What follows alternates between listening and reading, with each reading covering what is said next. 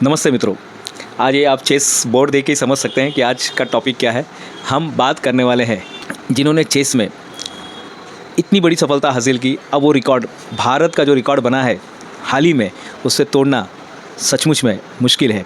हम बात कर रहे हैं डोमा राजू गुकेश के बारे में। डोमा राजू गुकेश, जिन्होंने भारत का नाम पूरे विश्व में लहरा दिया। सबसे यंगेस्ट चेस ग्रैंड मास्टर वो बन गए हैं। और मित्रों, उनके जीवन से हम क्या सीख सकते हैं, आज का युवा क्या सीख सकता है। 7 साल की उम्र में उन्होंने चेस खेलना प्रारंभ किया।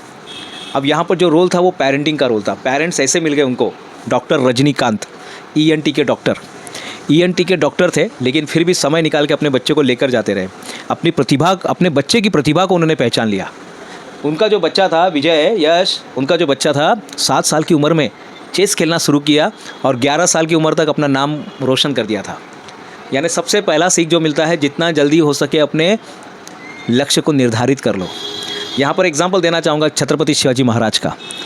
शुरू से ही माँ ने, राजमाता जीजा माता ने शुरू से ही उनको ऐसा उनका पालन पोषण ऐसा किया, शुरू से ही उसको लक्ष्य दे दिया था। शुरू से ही लक्ष्य मिलना ज़रूरी है। छत्रपति शिवाजी महाराज जी को शुरू से ही लक्ष्य मिल गया था कि करना क्या है, अपने को क्या करना है। घर की परिस्थिति कैसे भी होने दीजिएगा, कोई कैसा भी होने दीजिएगा, लेकिन आपका लक्ष्य निर्धारित करता है आपके जीवन को। और यही गुकेश जी के साथ हुआ। Youngest champion, chess grandmaster बनने के पहले उनको लक्ष्य मिल गया था। 7 साल की उम्र में खेलना शुरू किया, पूरी तरह से फोकस। दूसरा जो नियम है फोकस्ड, आपको अपने जीवन में फोकस्ड होना पड़ेगा।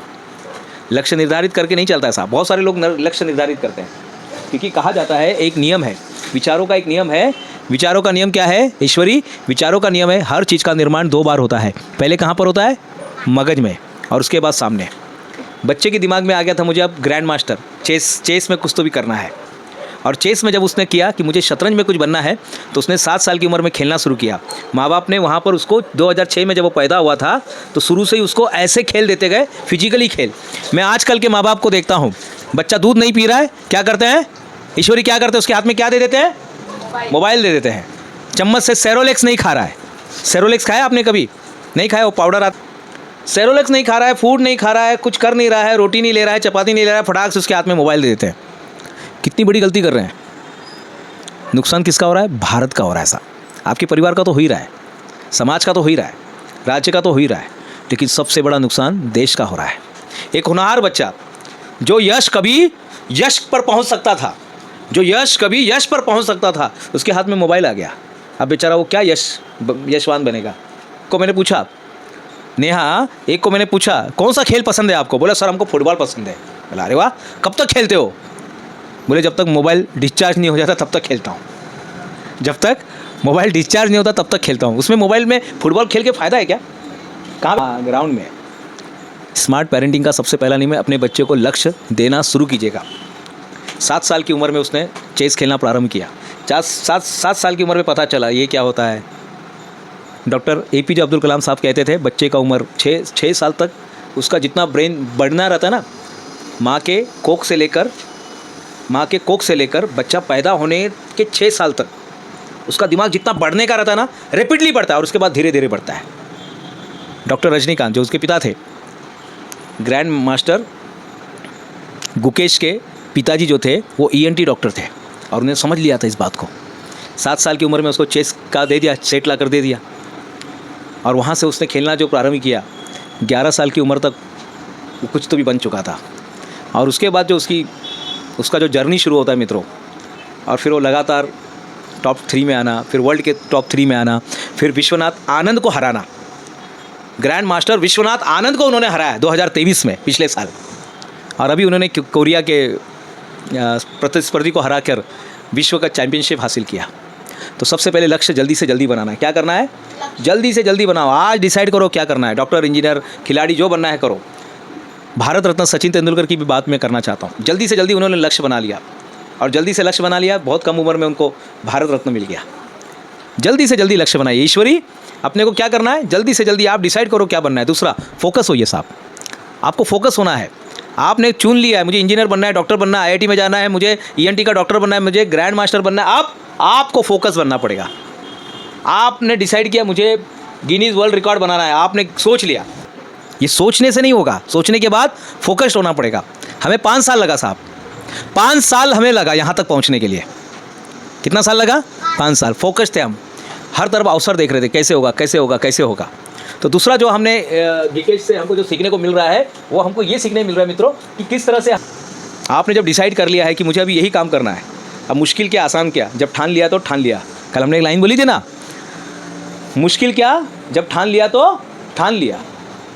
साहब अब आपने डिसाइड कर लिया है, अब मुझे करना ही है, तो फोकस रहिए। उठते बैठते ऐसा बोला जाता है, जब मैं उनके बारे में पढ़ रहा, इंटरव्यू भी दिया था, उन्होंने बताया वो फोकस थे, पूरी तरह से फोकस थे, उसी में लगे हुए थे। उठते बैठते खाते पीते जागते उन्होंने कई हज़ार बार प्रैक्टिस किया, जीतने के लिए उन्होंने कई हज़ार बार प्रैक्टिस किया। आप देखेंगे वो चंदन लगाए रहते थे।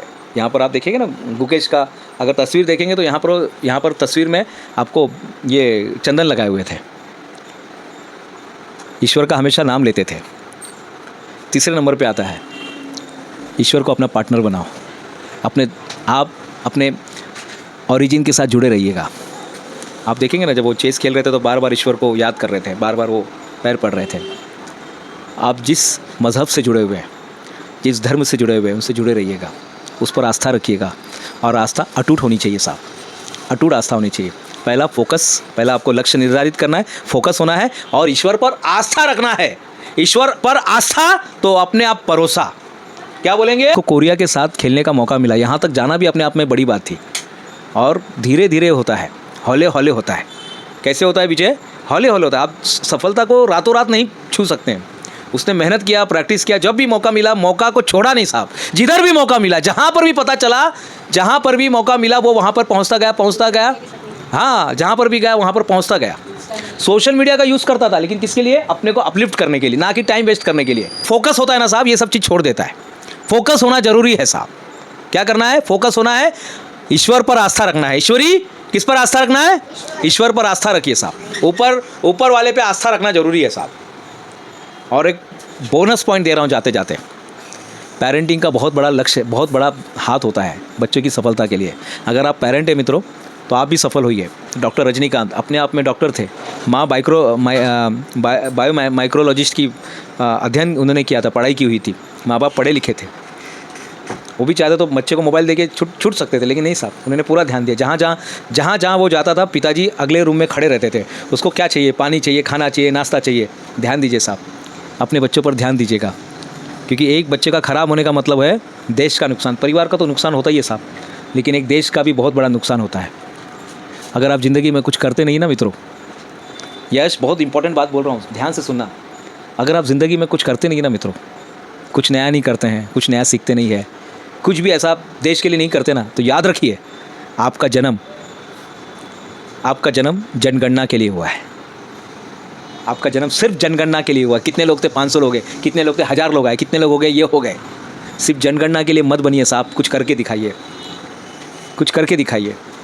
डोम्मा राजू गुकेश ने बता दिया, डोम्मा राजू गुकेश ने बता दिया साहब, प्रूव करके दिखा दिया।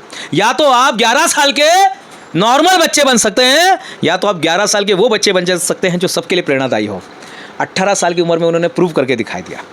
अब वो बाकी 18 साल के बच्चों के लिए वो एक मिसाल बन गया है। और मैं जाते जाते कहानी सुनाना चाहता हूं। जब आप चेस में देखते हैं ना मित्रों, चेस में क्या होता है? चेस में क्या होता है? पीछे कौन लोग रहते हैं? पीछे राजा होता है, वजीर होता है, हाथी होता है, घोड़ा होता है, ऊंट होता है, हाथी होता है, और आगे बेचारे सीधे साधे सैनिक होते हैं। निशा जैसे, नेहा जैसे, विजय जैसे, राजू जैसे, हमारे ये ईश्वरी जैसे सीधे साधे सिपाही होते हैं। लेकिन यही सिपाही जब खुद को तैयार कर लेते ना, खुद को अगर वो बना लेते हैं ना, यही सिपाही, यही प्यादा जब खुद को बना लेता है ना, तो राजा को बोलता है चेकमेट। 6 खाने तक पहुंचने के बाद राजा को बोलता है चेकमेट। देखो हमने भी प्राइज़ जीत लिया। राजा को क्या बोलता है? चेकमेट। राजा को बोलता है चेकमेट। मित्रों, ये शतरंज का नियम है और ये बहुत ज़बरदस्त नियम है। शेयर कीजिएगा लोगों के साथ। मैं प्रोफेसर डॉक्टर दिनेश गुप्ता फिर मिलूंगा नई वीडियो में, लेकिन एक आग लगा के जा रहा हूँ आपके सीने में। एक आग लगा कर जा रहा हूँ मित्रों, एक माचिस भी दे रहा हूँ, आग भी दे रहा हूँ। आप आग लगाइए और जल्दी से जुड़ जाइए ज़िंदगी में। ढूंढिए अपने पैशन को, ढूंढिए। जिस तरह से डोम्मा राजू गुकेश ने अपना लक्ष्य निर्धारित किया, 7 साल की उम्र में लक्ष्य निर्धारित किया और 18 साल की उम्र में हासिल कर लिया। अब आपकी बारी है मित्रों। ये वीडियो बनाने का लक्ष्य वही था, ये वीडियो बनाने का लक्ष्य था आपको जगाने का। धन्यवाद मित्रों।